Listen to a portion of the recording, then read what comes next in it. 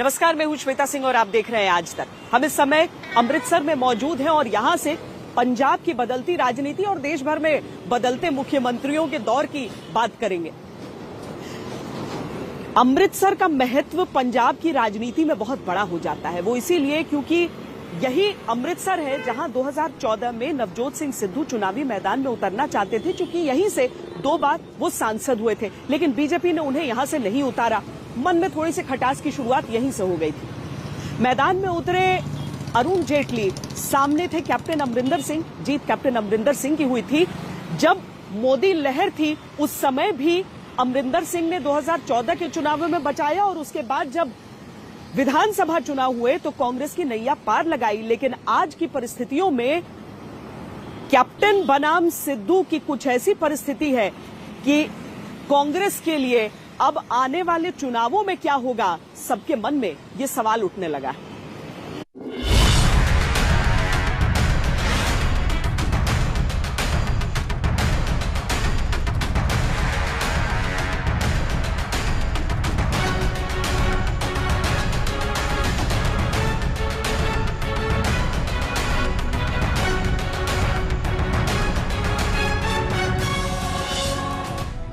Captain कश्ती से उतर गए तो आखिरकार सिद्धू की भी लुटिया डूब गई। मुख्यमंत्री की कुर्सी मिली है चरणजीत सिंह चन्नी को।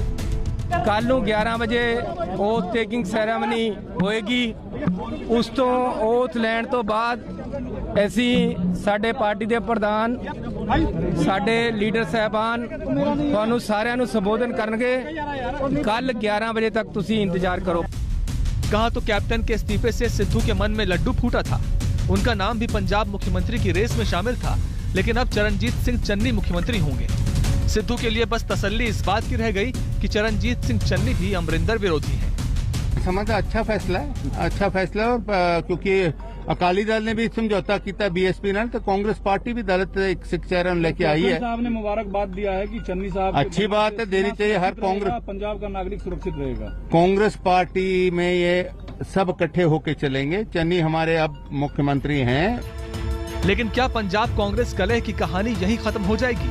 लगता तो नहीं है, क्योंकि चन्नी को सीएम बनाए जाने से अमरिंदर सिंह खेमे के विधायक नाराज हैं। अमरिंदर सिंह ने चन्नी को बधाई जरूर दी है, लेकिन कहानी तो अभी शुरू हुई है। सुबह से सुनील जाखड़ का नाम था तो दोपहर बाद से सुखजिंदर रंधावा का नाम लगभग तय लग रहा था। रंधावा सिद्धू के खास भी हैं, लेकिन शाम गहरी होते होते चौंकाने वाला नाम चन्नी का तय हो गया। चरणजीत चन्नी कांग्रेस का दलित सिख चेहरा है। इस तरह पंजाब के दलित वोटों को साधने की कोशिश भी की गई है। पंजाब में 31.9% दलित हैं। पंजाब विधानसभा में कुल 117 में से 33 सीटें दलितों के लिए आरक्षित हैं। रामदासिया सिख समुदाय से आने वाले चन्नी चमकौर साहिब से तीसरी बार विधायक हैं। यानी चरणजीत सिंह चन्नी के सहारे पंजाब में कांग्रेस उस समीकरण को साधने की कोशिश कर रही है जिसके सहारे अगले विधानसभा में जीत का रास्ता आसान हो सके। यही वजह है कि दिल्ली से लेकर चंडीगढ़ तक दिन भर चली माथापच्ची के बाद चरणजीत सिंह को पंजाब में सीएम बनाने का फैसला किया गया। मेरे को चन्नी मेरा छोटा भाई है और जो हाईकमांड ने डिसीजन लिया मैं उसको वेलकम करता हूं। चरणजीत सिंह चन्नी का मुख्यमंत्री बनना इस लिहाज से अमरिंदर सिंह के लिए ठीक है कि कम से कम सिद्धू मुख्यमंत्री नहीं बन सके। कांग्रेस के लिए वोट बैंक के लिहाज से ठीक है। अब आगे की कहानी में सिद्धू की क्या भूमिका रहेगी और कैप्टन क्या दांव चलेंगे, इस पर पंजाब की राजनीति काफी निर्भर करेगी, क्योंकि जो सिद्धू चाहते थे वो हुआ नहीं और अमरिंदर की लड़ाई तो खैर अभी बाकी है ही।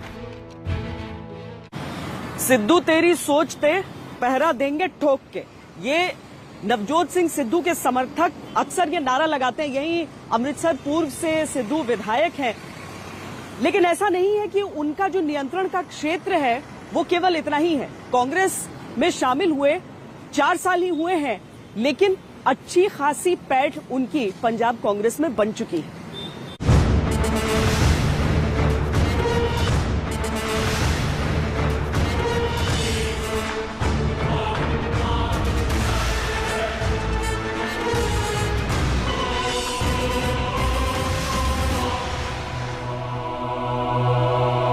पाकिस्तान के रिजर्वेशन, इसका दोस्त है मिस्टर प्राइम मिनिस्टर जो है इमरान खान, जनरल बाजवा के साथ इसकी दोस्ती है।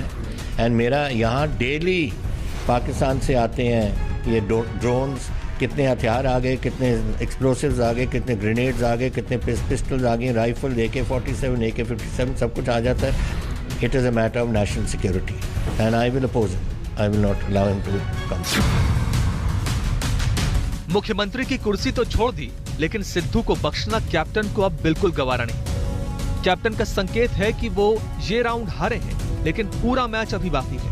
अदावत का रंग तो अब जाकर सही ढंग से गाढ़ा हो पाया है। जब ये इमरान खान की स्वेरिंग पे गया था, जब जनरल बाजवा को इसने जप्फी डाली थी, जब वहाँ हमारे लोग वहाँ मर रहे हैं, हमारे फौजी, और ये ऐसी बात करता है तो वो क्या सोच रहे होंगे फौजी। आपको नहीं लगता है कुछ लोगों को जो आपको दिलो जान से पसंद किया करते थे उनको बुरा लगा होगा? आप पाकिस्तान किसी को नहीं बुरा उन लोगों को लगा जो घबराते हैं। क्या गले लगना किसी का कुछ षड्यंत्र है?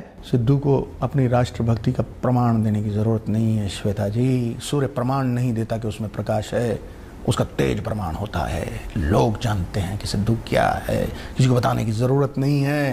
अगर इस आदमी ने इसको कांग्रेस का फेस बनाया for the election, I will oppose him. जीते हारे उसकी किस्मत, पर मैं तो अपोज करूंगा।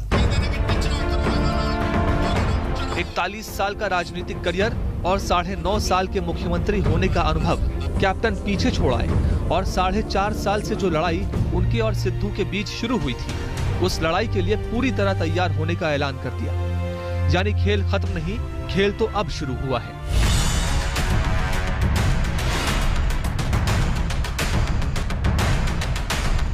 अभी कुछ दिन पहले ही अमरिंदर सिंह के खिलाफ ताजा मोर्चा खोलते हुए सिद्धू ने इशारों में हमला बोला था।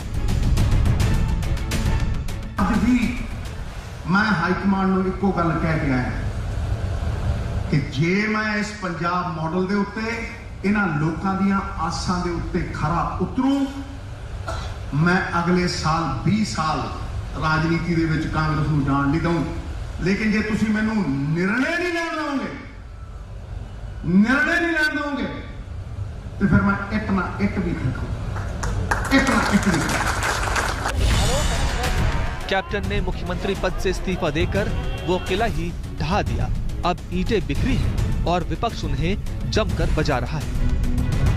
नवजोत सिंह सिद्धू साहब पंजाब की सियासत के राखी सावंत बन गए हैं।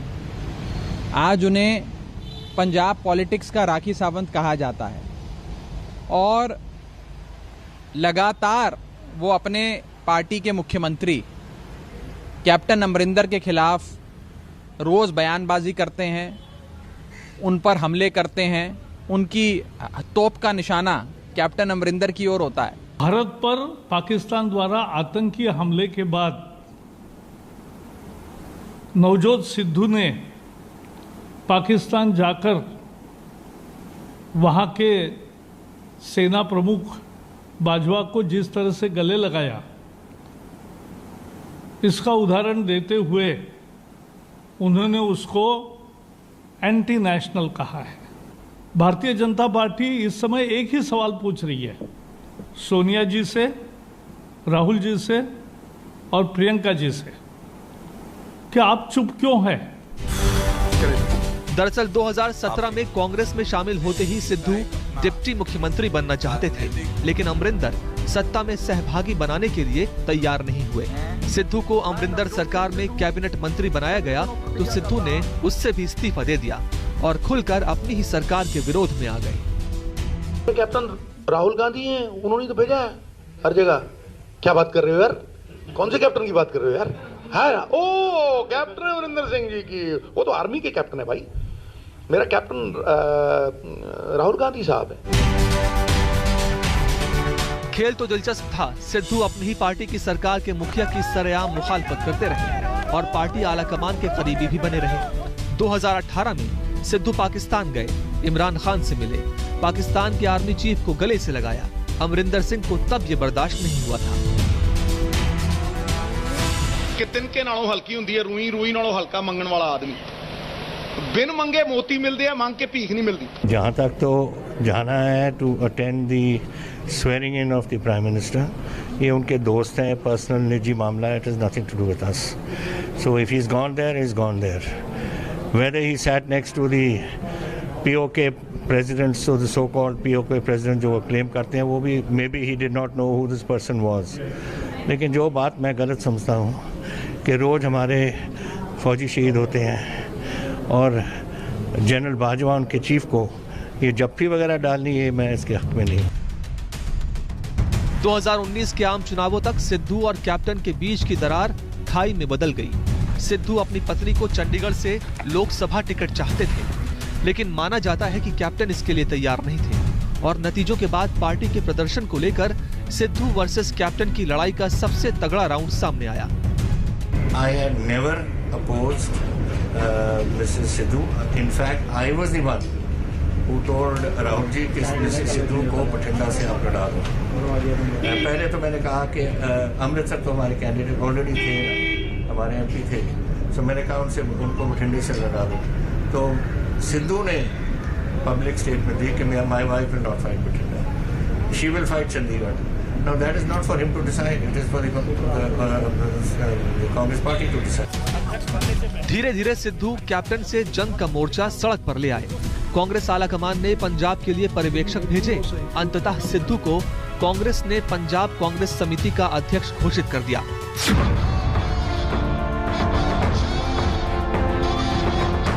ये तस्वीर देखिए उस समय की, समझ में आ जाएगा कि सिद्धू ने किसके सामने और किसके लिए हवाई शॉट चढ़ा। कैप्टन तब भी अपनी पार्टी में लड़ाई का वो राउंड हार गए थे, क्योंकि ये माना जाता है कि कैप्टन चाहते थे कि अगर मुख्यमंत्री पंजाबी है तो अध्यक्ष गैर पंजाबी होना चाहिए, क्योंकि पंजाब में सिख आबादी 57.75% है, हिंदू 38.49% और सिख हिंदू समाज के दलित 31.94%। बीते दिनों सिद्धू के सलाहकारों ने जब पाकिस्तान और कश्मीर को लेकर विवादित बयान दिया, तब अमरिंदर सिंह ने खुला अल्टीमेटम दे दिया था और पार्टी आलाकमान तक अपना संदेश इस रूप में पहुंचाया था कि सब्र का पैमाना अब छलकने लगा है। मैं जानता हूं, ऐसी बात मत समझें कि Sidhu is some sort of कोई some magic word for Punjab. He is going to be a disaster. Congress party का फैसला है, जो मर्जी करें, उनको पीसीसी का प्रेसिडेंट बनाए, लेकिन अगर वो इसको फेस रखेंगे for chief minister of Punjab, I will oppose him, because ये नेशनल सिक्योरिटी का मसला है और मैं जानता हूं कि ये पाकिस्तान के साथ कैसा है, इसकी उलझन है। हुआ लेकिन ये कि अमरिंदर सिंह मुख्यमंत्री की कुर्सी छोड़कर अब एक तरफ खड़े हैं, लेकिन वो इंतजार कर रहे हैं सही दांव का और तैयारी कर रहे हैं लड़ाई के अगले राउंड की। सिद्धू और अमरिंदर के बीच जो लड़ाई छिड़ी, उसका ये पहला राउंड नहीं है। कई राउंड इस लड़ाई के अभी तक हो चुके हैं। एक दफा नवजोत सिंह सिद्धू को भी इस्तीफा देना पड़ा था और अब अमरिंदर सिंह ने मुख्यमंत्री पद से इस्तीफा दे दिया। कुल मिलाकर देखना यह है कि सिद्धू के दांव से कैप्टन 12th मैन हो गए हैं या खेल अभी बाकी है।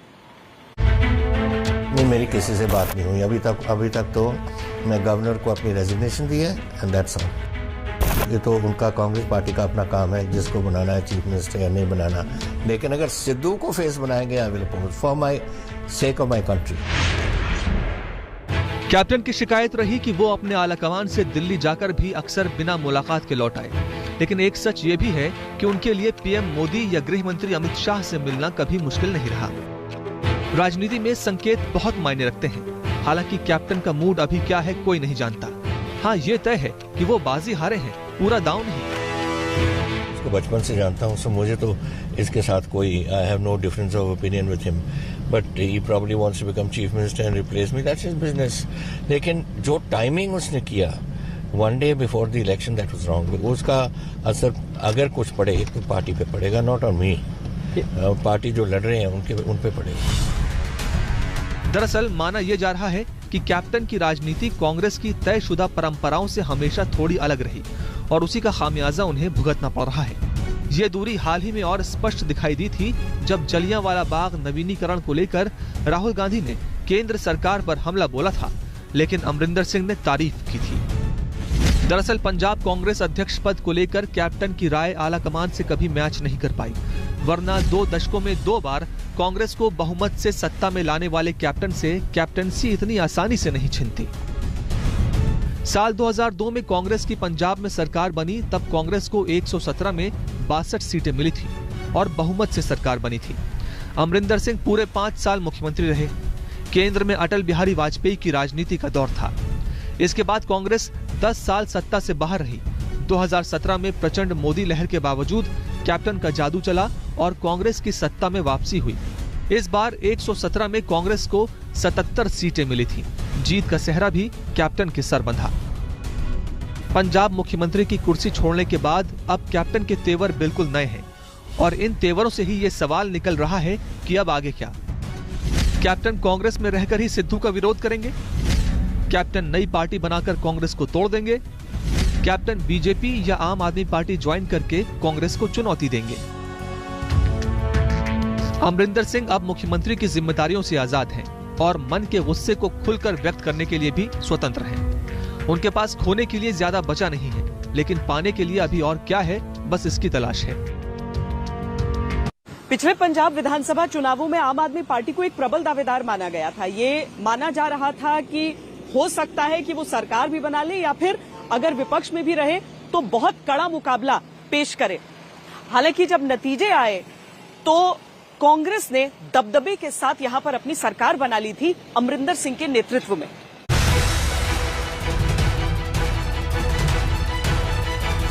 कांग्रेस के नए मुख्यमंत्री के लिए कैप्टन को तो मुख्यमंत्री पद से विदा कर दिया गया, लेकिन क्या अब जबकि चुनाव बहुत दूर नहीं, आखिरी वक्त में हुआ बड़ा फेरबदल पंजाब में कांग्रेस को जीत दिला पाएगा? अगर वो कांग्रेस पार्टी छोड़ करके रेबल बन जाते हैं तो उससे कांग्रेस को नुकसान जरूर होगा, क्योंकि कांग्रेस पार्टी वहां पर रूलिंग पार्टी है। इनकी इनकम्बेंसी एक फैक्टर था।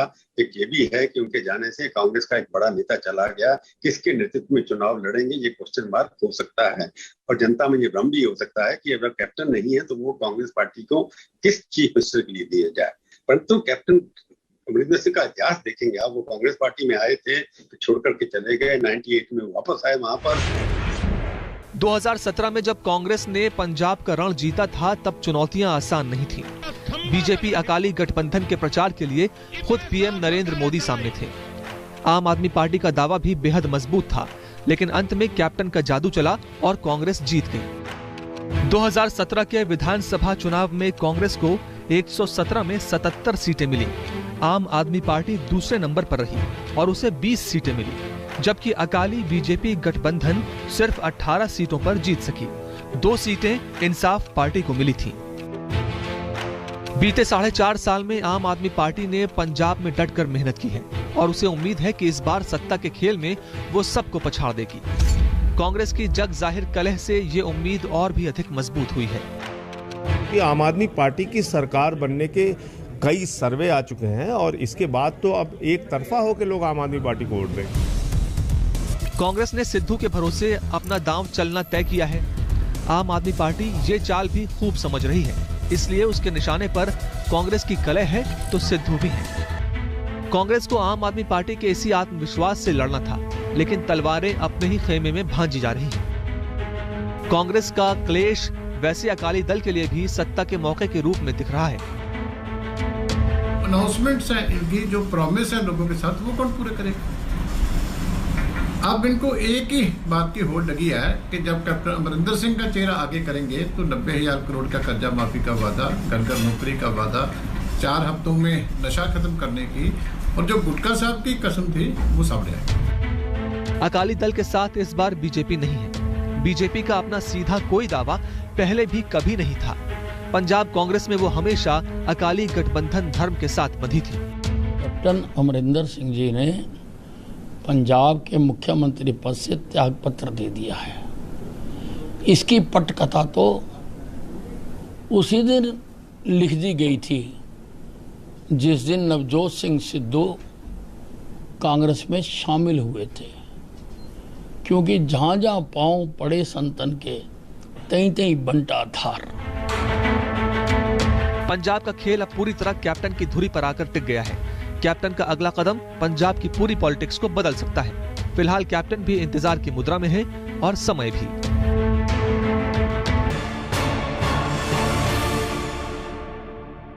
मध्य प्रदेश में कांग्रेस के भीतर ही सत्ता के 3 केंद्र हो गए थे। वहां पर सरकार अगर गिरी तो उसमें पार्टी के भीतर क्या मंथन हुआ? क्योंकि सत्ता के वैसे ही केंद्र अलग अलग राज्यों में भी उभरते रहे। छत्तीसगढ़ का भी जो मामला है वो सबके सामने है कि वहां पर भी मुख्यमंत्री बदलते बदलते रह गया। –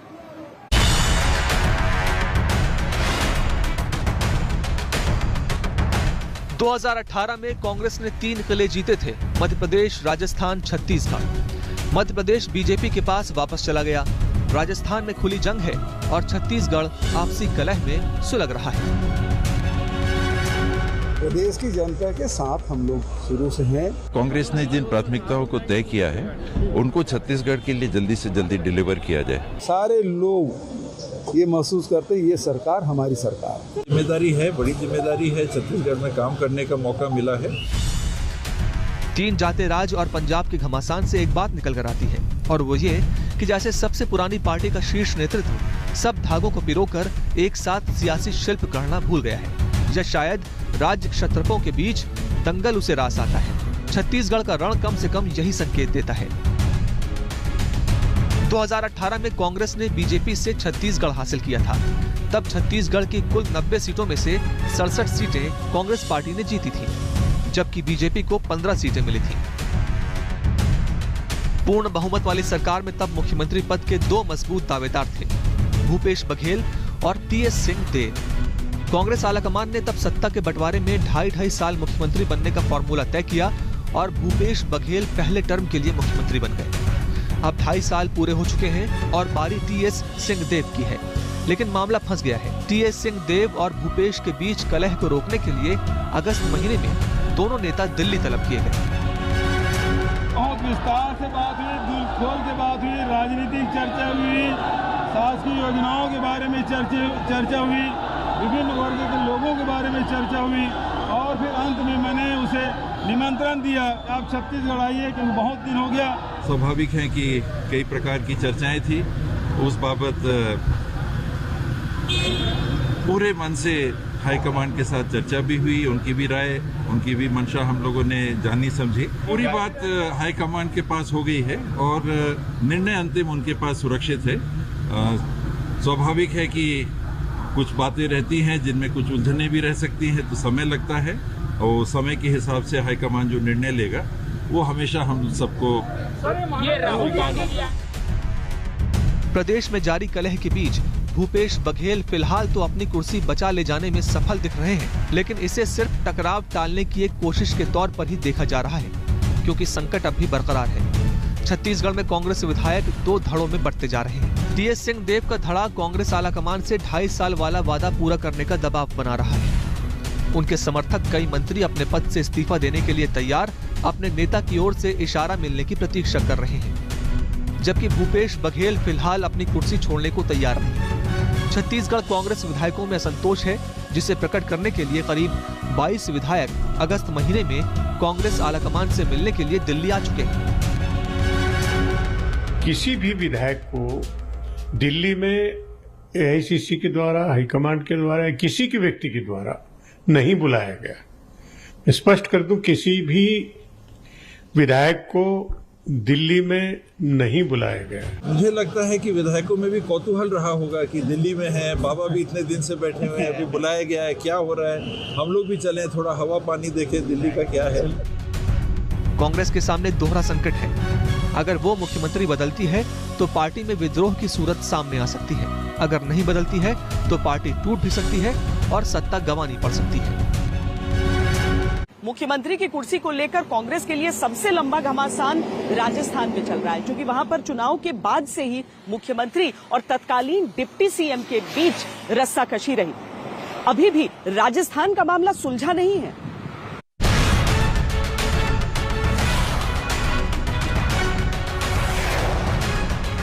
राजस्थान के रण में तो जोर आजमाइश के कई राउंड हो चुके।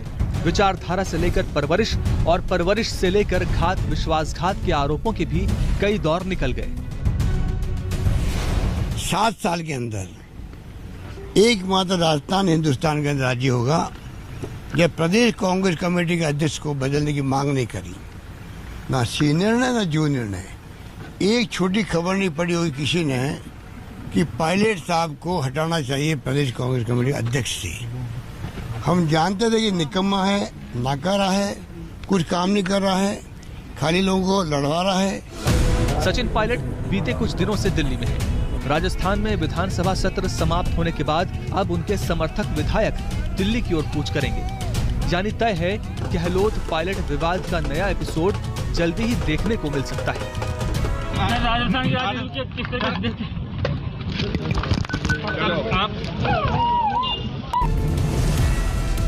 कुछ दिन पहले सचिन पायलट ने खुलकर बगावत का झंडा बुलंद कर दिया था और तब कांग्रेस का शीर्ष नेतृत्व बड़ी मुश्किल से उन्हें पार्टी में बने रहने के लिए मना पाया था। लेकिन बात अब भी वहीं अटकी हुई है। गहलोत पायलट के बीच का सत्ता संगठन विवाद लगातार बना हुआ है। देखिए, यहाँ पे पार्टी की बातें हैं, पार्टी की चर्चाएं हम लोग पार्टी के प्लेटफॉर्म पर करते हैं और मुझे लगता है अजय माकन जी ने बड़ा विस्तार से आज पीसीसी में अपनी बात को रखा है। गहलोत पायलट की लड़ाई भी कोई नई नहीं है। पिछले साल जुलाई के महीने में तो बात इतनी बिगड़ गई थी कि शक्ति प्रदर्शन की नौबत आ गई थी। सारे राजनीतिक शिष्टाचार लगभग खत्म हो गए थे। कांग्रेस नेतृत्व ने श्री सचिन पायलट जी को, जो एक होनहार युवा हमारे साथी हैं, उनको बहुत युवा उम्र के अंदर ही अनेकों पदों पर प्रोत्साहित करके आगे बढ़ाया। सांसद से लेकर केंद्रीय मंत्री से लेकर चुनाव हार जाने के बाद प्रदेश कांग्रेस कमेटी के अध्यक्ष से लेकर और उसके बाद प्रदेश के उप मुख्यमंत्री तक लगभग 14-15 साल के ही अंतराल में श्रीमती सोनिया गांधी और श्री राहुल गांधी जी द्वारा हमारे इस युवा साथी को प्रोत्साहित करके कांग्रेस ने आगे बढ़ाया। लड़ाई राजस्थान में भी वही है जो पंजाब और छत्तीसगढ़ की है। पायलट और उनके समर्थकों का मानना है कि अगर कांग्रेस राजस्थान में सत्ता में लौटी थी तो उसमें सचिन पायलट की 5 साल की मेहनत रही, लेकिन जब मुख्यमंत्री की कुर्सी पर ताजपोशी का वक्त आया तो गहलोत को चुन लिया गया। बीते दिनों इस बात की भी चर्चा थी कि राजस्थान कांग्रेस के गतिरोध को दूर करने के लिए कांग्रेस ने एक फॉर्मूला तय कर लिया है, जिसके तहत गहलोत को सीएम बनाए रखने और पायलट को राष्ट्रीय महासचिव बनाए रखने की अटकलें थीं। इसके अलावा राजस्थान कांग्रेस संगठन और सरकार के मंत्रिमंडल विस्तार में पायलट समर्थकों को अधिक महत्व देने की बात भी सामने आई थी। पर्यवेक्षक अजय माकन ने सुलह का ये फॉर्मूला तलाशा था, लेकिन अशोक गहलोत के खराब स्वास्थ्य के चलते या किसी और कारण से कांग्रेस पार्टी की ओर से राजस्थान पर अब तक कोई फाइनल फैसला नहीं लिया गया है। यानी कभी भी राजस्थान कांग्रेस में छिड़ा विवाद सिर उठा सकता है। कांग्रेस की समस्या प्रदेश स्तर पर लगातार विरोध की है, जिसके चलते मध्य प्रदेश उसे गंवाना पड़ा था। जिस रास्ते पर आज पंजाब की स्थिति है, राजस्थान की स्थिति है, कभी उसी रास्ते पर ज्योतिरादित्य सिंधिया और कमलनाथ विवाद था। कांग्रेस के शीर्ष नेतृत्व से कोई सर्वमान्य फैसला न होने की सूरत में पार्टी भी गई, पद भी गया और प्रतिष्ठा भी। मंच पर विराजमान है भारतीय जनता पार्टी के वरिष्ठ नेता और नेता प्रतिपक्ष। वो मैनिफेस्टो का एक अंक पूरा न हुआ तो आपके साथ सड़क पर अकेले मत समझना, आपके साथ सड़क पर ज्योतिरादित्य सिंधिया भी उतरे। कांग्रेस सिर्फ सत्ता के स्तर पर ही संघर्षरत नहीं है, बल्कि संगठन के स्तर पर भी लगातार जूझ रही है। उत्तर प्रदेश में उसे जितिन प्रसाद को गंवाना पड़ता है, तो असम में पूर्व सांसद सुष्मिता देव पार्टी का साथ छोड़ चुकी है। जो कुछ कांग्रेस में होता है, एक परिवार के डोर हिलाने से होता है। 14 महीने से जो अंगारे पर राख पड़ी है, मैं समझता हूं कि जो फार्मूला अजय माकन ने सुलह का दिया था, उस पर यह लग रहा था कि किसी समय भी कोई भी मंत्रिमंडल के पुनर्गठन की बात हो जाएगी, पर हुआ नहीं। पंजाब की घटना का प्रभाव और कुप्रभाव दोनों, जिसको कह सकते हैं, राजस्थान की राजनीति पर पड़ने की संभावना से इनकार नहीं किया जा सकता। यूपी जैसे बड़े राज्य में कांग्रेस को अपनी स्थिति मजबूत करनी है। पंजाब और गुजरात का रण भी सामने है, लेकिन फिलहाल लड़ाई कांग्रेस की खुद से चल रही है। एक छोटे से ब्रेक के लिए रुक रहे हैं। ब्रेक के बाद भारतीय जनता पार्टी को बदलने पड़े हैं कितने मुख्यमंत्री, देखते रहिए आज तक। आज तक बेमिसाल 20 साल। राज्य बचाने के लिए सीएम बदल रही है और कांग्रेस सीएम अगर बदल रहे हैं तो वो पार्टी बचाने के लिए।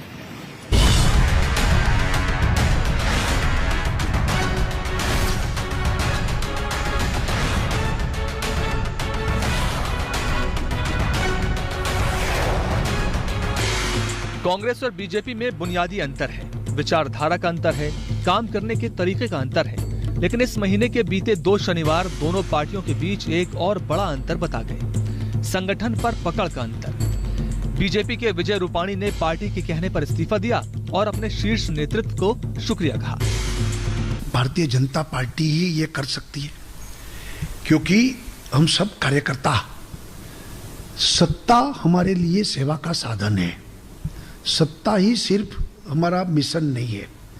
दूसरा, मैंने पार्टी को बताया कि संगठन में काम करने की मेरी ज़्यादा इच्छा है, मैं पहले से संगठन का काम कर रहा हूँ और आने वाले समय में नई ऊर्जा, नए वातावरण में नए आदमी को अगर ये जिम्मेवारी मिलेगी तो वो एक नया उसमें नए वातावरण में नया ऊर्जा दे सकते हैं।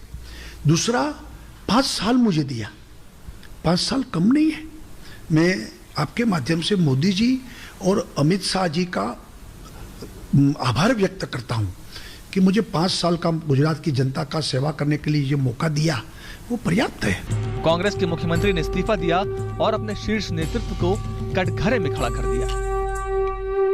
मैं तब तक लड़ूंगा जब तक मेरा पंजाब सुरक्षित नहीं रहेगा। जब मेरा पंजाब सुरक्षित होगा और मैं समझता हूं कि बिल्कुल अंडर कंट्रोल है, मेरी नेशनल सिक्योरिटी ठीक है, मेरा देश सिक्योर है, मैं लड़ूंगा। ये क्या बात है, उम्र होती है, उम्र कोई बात नहीं है। उम्र अगर अपने देश पे और अपने स्टेट पे आप और कुछ टाइम दे दो और अपनी लाइफ में से, I think it is our duty to do.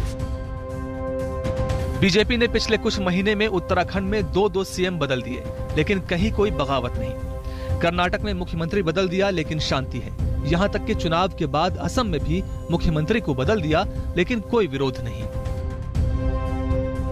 एक पार्टी राज्य बचाने के लिए चेहरे बदल रही है और दूसरी को पार्टी बचाने के लिए चेहरों पर संग्राम लड़ना पड़ रहा है। राज्य स्तर पर कांग्रेस में भीषण युद्ध छिड़ा रहता है और बात इस्तीफों या बगावत तक पहुंच जाती है, लेकिन शीर्ष नेतृत्व में खामोशी रहती है। यहाँ ये सवाल भी अक्सर पार्टी पदाधिकारियों के सामने रहता है कि वो शीर्ष नेतृत्व में किसके पास जाएं, सोनिया, राहुल या प्रियंका।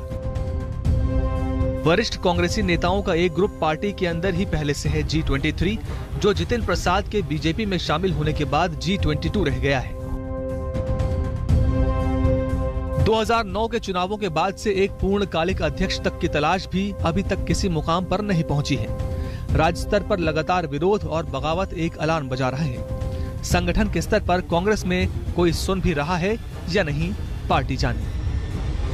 हमारी इस पेशकश में आज के लिए इतना ही। देश और दुनिया की बाकी खबरों के लिए आप देखते रहिए आज तक।